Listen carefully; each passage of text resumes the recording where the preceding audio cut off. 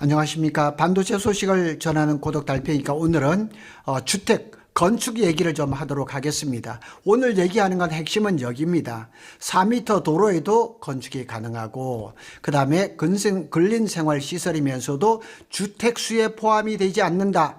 아주 용인 원삼의 SK 하이닉스 앞에도 주택을 짓고 싶은데 다주택 때문에 걱정하시는 분들을 제가 만나본 적이 있거든요. 주택 걱정을 안 해도 됩니다. 주택이면서도 주택에 포함하지 않는 거, 근생이라서 주택수에 포함하지 않는 거, 거기에 대한 얘기를 오늘 한번 해보도록 하겠습니다. 자, 4m 도로인데도 주택이 가능합니다. 그런데 주택수에 잡히지 않는 숨겨진 건축법, 거기에 대한 얘기를 해보도록 하겠습니다. 핵심적으로 벌써 말씀을 드리면 다중생활시설은 다중주택하고 비슷하지만 오늘 공식적인 명칭은 다중생활시설입니다. 다중주택은 보유형 자산이면서 다중생활시설은 운영형 사업입니다. 또한 겉보기에는 비슷하지만은 하나는 집이고 다중주택은 집이고 하나는 사업입니다. 다중생활시설입니다. 그래서 다중생활시설은 주택이 아니라 근린생활시설이기 때문에 주택수에 포함되지 않는 구조가 맞습니다. 다만 임대라든가 전월세 신고라든가 세금 증에서는 완전히 새로운 그런 영역이라고 말을 할 수 있지만은 할 수는 없지만은 좀 비켜갈 수 있습니다. 제가 여기에다 다중주택과 다중생활시설에 대해서 구분을 시켜놨습니다. 그래서 지금 원산면 같은 데는 6m 도로를 확보를 하지 못해서 그냥 근생을 지어야 되느냐 아니면 다중주택을 지어야 되느냐 걱정이 많습니다. 두 개 다 딱 봤을 때는 이 취사시설을 못한다는 건 똑같습니다. 취사시설은 불가능하고 공동주택의 공동주방의 형태죠. 다중주택은 취사시설이 없는 그런 주택이라 보시면 됩니다. 주택으로 쓰이는 층수가 3개층 이하죠. 그리고 바닥 면적이 330제곱. 욕실이나 이런 것들은 할 수 있지만은 각 실별로 욕실은 설치할 수 있으나 취사시설은 설치하지 않는다. 똑같습니다. 양쪽으로 똑같습니다. 그런데 이제 다중생활시설은 바닥 면적 전체가 500제곱미터, 연면적이 500제곱미터 미만이라는 거예요. 그리고 이제 근린생활시설로 분류되기 때문에 어떻게 보면 숙박시설입니다. 숙박시설. 그런데 이것도 임대 형태를 할 수가 있는 거죠. 그래서 이 다중주택은 건축법상 단독주택 중에서도 단독주택입니다. 그런데 이제 다중생활시설은 건축법상 2종 근린생활 중 다중생활시설입니다. 다시 말해서 준주택입니다. 준주택은 오피스텔, 고시원 이런 것들이 들어가는 것처럼 똑같습니다. 그래서 이 다중주택은 단독주택이므로 해서 주거지역에 건축이 가능하고 또 여기는 주택수에 들어갑니다. 그래서 주택 임대사업자가 될 수가 없는데 가능합니다. 주택사업자가 될 수가 있습니다. 그런데 이 다중생활시설은 건축법상 근린생활이거나 또 숙박시설에 해당이 되기 때문에 단독주택처럼 주택은 아니라는 사실이 주택은 아닙니다. 그래서 주택법에는 기숙사, 오피스텔, 노인 복지주택과 더불어 준주택이라고 분류를 하는데 이 다중생활시설은 준주택에 들어갑니다. 그래서 매매를 할 때나 임대를 할 때 부가세가 발생할 수가 있습니다. 비과세 혜택은 없습니다. 개별 등기도 안 됩니다. 한 덩어리로 되는 거죠. 그렇게 봤을 때는 단독주택하고 비슷하죠. 다중생활시설 소유자는 주택 임대사업자가 될 수가 없다고 이렇게 나와 있습니다. 그래서 준주택 중에서 주거용 오피스텔만 주택 임대사업자가 될 수가 있는 거죠. 그럼 어떻게 하느냐? 일반 사업자를 내는 거예요. 그래서 일정 규모 500제곱미터 이상의 고시원은 숙박시설, 그 이하는 그냥 다중생활시설이 되는 겁니다. 간략하게 한번 구분을 해보겠습니다. 다중주택은 주택수에 포함이 됩니다. 전월세 신고도 적용이 됩니다. 임대사업자도 가능합니다. 세금은 임대소득입니다. 그런데 다중생활시설은 주택수에 안 들어갑니다. 전월세 신고는 상황에 따라서 적용을 받을 수도 있고 안 받을 수도 있습니다. 임대사업자는 불가합니다. 세금은 임대소득입니다. 사업소득입니다. 다시 말해서 상가 하나 1종, 2종 근생 상가 하나, 사무실 하나, 뭐 식당 하나 이렇게 임대 놓는다 이렇게 보시면 됩니다. 주택 임대 사업자 등록 대상인가? 결론은 아닙니다. 그래서 주택 임대 사업자 등록은 민간 임대 주택에 관한 특별 민특법이라 그러죠. 거기상 주택이 해당이 되는 거예요. 근데 다중생활시설 고시원은 건축법상 제2종 근린생활시설입니다.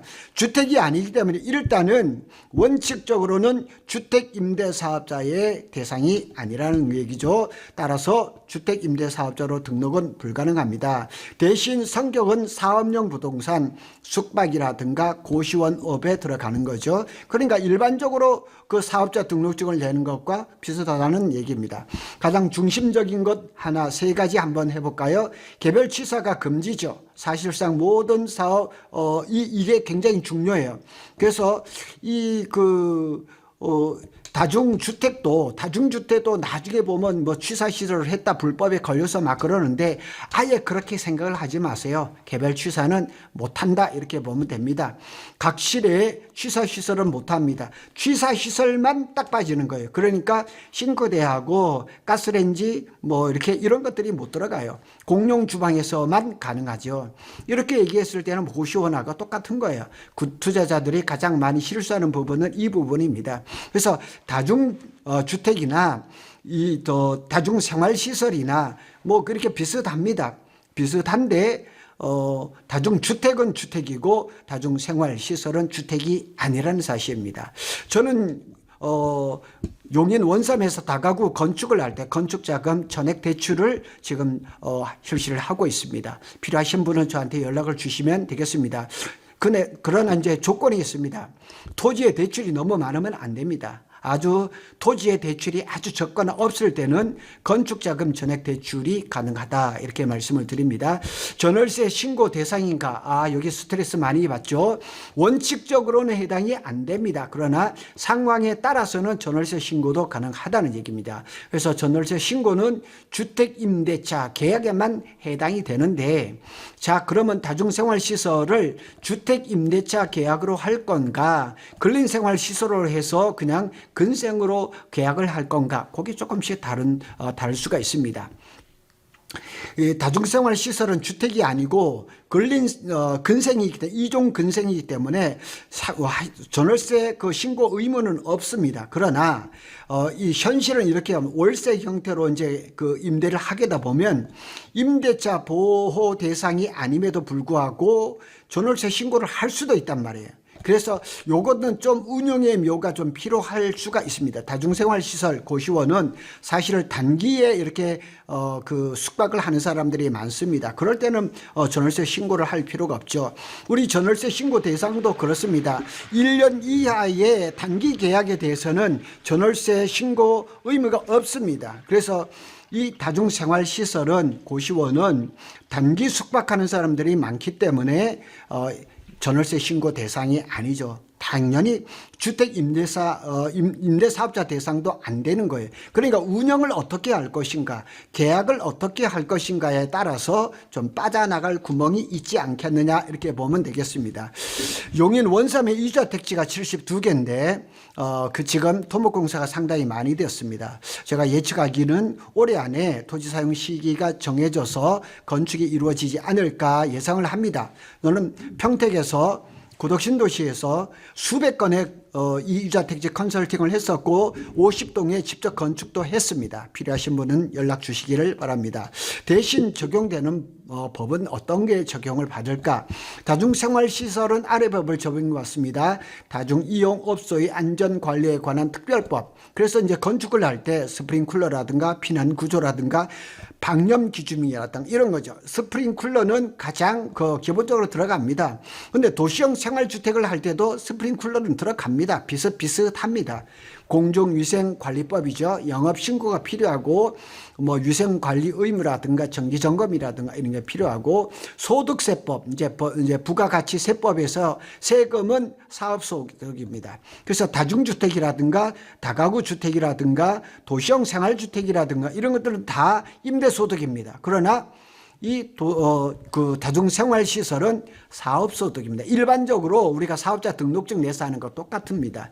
그래서 월세는 사업소득이 아니라 임대소득이 아니라 사업소득이 되는 거죠. 부가세가 발생하죠. 과세 대상이 가능합니다. 일반적으로 과세하죠. 종합소득세 신고가 필수죠. 뭐 이래서 이게 삼성 앞에 있는 우리 이렇게 그 숙소라든가 SK 앞에 있는 숙소들, 그래서 삼성이나 협력사들인가 이런 거 했을 때 이 세금 계산서를 끊을까 말까에 대해서 얘기가 많습니다. 그런데 이 다중생활시설은 당연히 세금 계산서를 발행을 할 수가 있으니까 좋다는 얘기죠. 자, 핵심 포인트를 한 몇 가지를 살펴보겠습니다. 다중생활시설 고시원도 실제 주거 목적으로 임대하면 전월세 신고 대상이 될 수 있습니다. 꼭 그렇다는 건 아니에요. 그래서 그걸 이제 운영의 묘가 필요한 거죠. 정부 안내상 신고 대상 주택에는 아파트 다세대뿐 아니라 준주택인 고시원 기숙사와 비주택 내 주거 공간도 포함이 됩니다. 판단은 공부상 용도보다는 실제 사용 목적, 구조, 임대차 목적에 따라서 보는 겁니다. 다만 주택 임대 사업자 등록 대상은 별도의 문제입니다. 원칙은 아닙니다. 다중생활시설의 건축법상 500제곱미터 미만이면 이종 근린 생활 중 다중생활시설이고 500제곱미터 이상, 500제곱미터 이상은 해당이 우리는 그렇게 안 합니다. 이하기 때문에 이종 근생입니다. 투자의 이제 관점을 할 때는 건축, 세금, 주택수 측면에서 근생이 장점이 있지만 실제 이제 장기 거주자를 받으면 임대차 신고, 전월세 신고 이런 것들이 있을 수 있다 이렇게 보시면 되겠습니다. 완전히 안 한다 이렇게 보시면 안 됩니다. 원산면을 이제 그 포인트를 두고 이제 한번 얘기를 해볼 수 있다는 것은 4m 도로에도 건축이 가능하죠. 주택수에 포함되지 않는 장점은 굉장히 큽니다. 특히 이제 SK 하이닉스 주변 단지로 이제 단기 근로자 현장 인력 수에는 맞습니다. 제가 이제 평택의 이제 고덕 신도시에도 이자택지 얘기를 건축을 많이 할 때 삼성의 화성 캠퍼스에 일했던 지인이 저보고 항상 하는 얘기가 있습니다. 형님, 왜 평택에다가 삼성 앞에다가 고시원을 건축을 하세요? 왜 그러냐?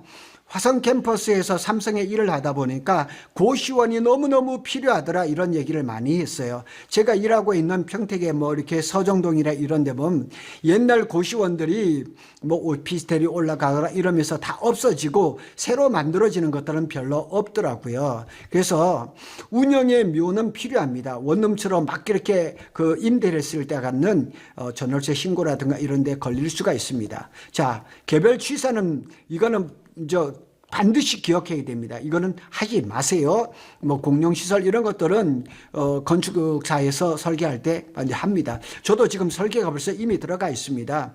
다중생활시설은 집이 아닙니다. 그런데 사람이 장기 거주하면 법은 또 다시 주거로 보기 때문에 사실 다중생활시설은 단기 임대를 기준으로 하면 되죠. 단기 임대로 하면 1년 이하를 얘기를 하는 겁니다. 자, 투자 관점에서 핵심 포인트는 뭐냐? 용인시 원산면을 제가 자주 드나드니까 거기에 그 포인트를 좀 맞췄습니다. 주택수에 포함이 되지 않습니다. 다주택 규제를 회피할 수가 있죠. 비단 그 원산면만은 아닙니다. 어느 지역이든지 간에 다가구를 짓기에는 땅이 좀 작거나 또 도로가 좀 좁거나 또 다주택에 이렇게 규제에 들어간다. 시내에서도 얼마든지 가능합니다. 평택 같은데 이충동이라든가 서정동이라든가 이런 데는 이렇게 다중생활시설 이렇게 지으면은 굉장히 좋습니다. 공실 리스크가 좀 작죠. 단기로 이렇게 봐두시면 돼요. 근로자라든가 단기 수요. 회전율이 빠르다고 얘기합니다. 현금 흐름도 좋죠. 그래서 그 화성 캠퍼스에 일했던 그 동생이 얘기를 하는데 단기 그 근로자를 이렇게 받으면 기존에 책정된 월세보다 더 많이 받을 수도 있고 예를 들어서 보증금을 안 받고 월세를 많이 받아서 열흘짜리 보름짜리 한 달짜리 이렇게 받을 때도 이렇게 회전율이 빠르다 이런 얘기도 많이 들었습니다. 리스크도 있습니다. 용도 이제 다중생활시설로 허가를 받고 사실상 원룸처럼 운영을 하되 장기 계약을 하면 조금 어렵다는 얘기죠. 단기 계약은 괜찮다. 주거 이제성이 강화되죠. 개별 취사가 이제 안 되죠. 이거는 공동시설로 해결할 수밖에 없습니다. 임대소득은 아닙니다. 사업소득입니다. 부가세가 발생을 합니다. 지역 그 민원이 발생할 수가 있겠죠. 왜냐하면 이게 주차가 적습니다. 125제곱미터에 한 대니까 보통 그 500제곱미터에서 주차는 5대만 들어가면 끝이에요. 그래서 원산면처럼 도로 협소 지역에서는 주차가 약간 문제가 발생할 있어요. 뭐 소방이나 이런 것들은 별 민원이 발생 안 하는데 주차 그 법정 주차가 적다 보니까 주차 문제의 시비가 조금 발생할 수도 있습니다. 그것도 달팽이 결론을 한번 볼까요? 다중생활시설은 주택이 아닙니다. 주택 임대사업자 전월세 신고 모두 제외, 경우에 따라서 제외될 수 있습니다. 주택 임대사업자는 여기서는 아닙니다. 전월세 신고는 될 수도 있고 안 될 수도 있습니다. 운영 임료가 필요합니다. 대신 고시원업, 또 공정위생법, 그 다음에 사업소득 과세, 사업자 등록증 당연히 내야죠. 이건 집이 아닙니다. 규제는 피했지만 대신 사업으로 돌아온 겁니다. 임대사업 일반적으로 뭐 다가구 원룸을 지었거나 도시원 생활을 주택을 짓거나 임대사업을 하는 건 매 마찬가지란 말이에요. 그런데 여기도 마찬가지인데 이거는 주택 임대 사업이 아니라 그냥 이 사업입니다. 소득 사업으로 보시면 되는 겁니다.